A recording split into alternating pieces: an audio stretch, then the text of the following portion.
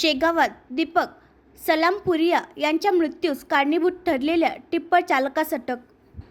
शेगाव शहरातील मुरारका हायस्कूल चौकात भरधाव टिप्परने धडक दिल्याने दीपक शंकरलाल सलामपुरिया राणा शेगाव यांचा दुर्दैवी मृत्यू झाला।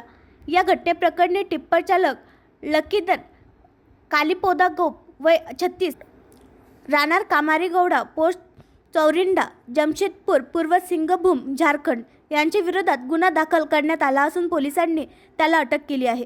अपघाताची सविस्तर हकीकत।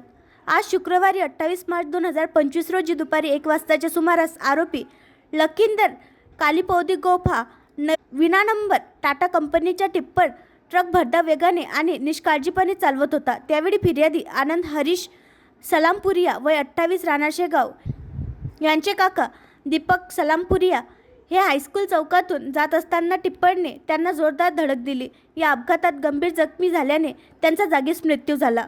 पोलीस कारवाई आणि पुढील तपास। या घटनेनंतर शेगाव शहर पोलिसांनी घटनास्थळी धाव घेतली।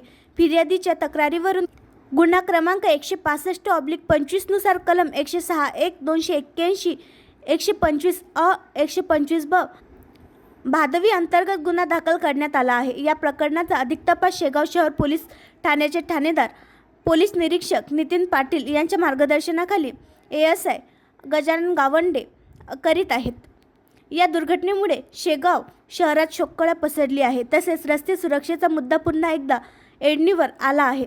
मुरारका हायस्कूल चौकात वारंवार येणाऱ्या अपघातामुळे स्थानिक नागरिकांमध्ये संतापाचे वातावरण आहे। नागरिकांनी येथे गतिरोधक बसवण्याची मागणी केली असून प्रशासनाने तात्काळ उपाययोजना करण्याची गरज व्यक्त केली जात आहे। आणखी नवीन व्हिडिओ पाहण्यासाठी आमच्या देशमुख एक्सप्रेस न्यूज चॅनलला सबस्क्राईब करा, लाईक करा आणि शेअर करा।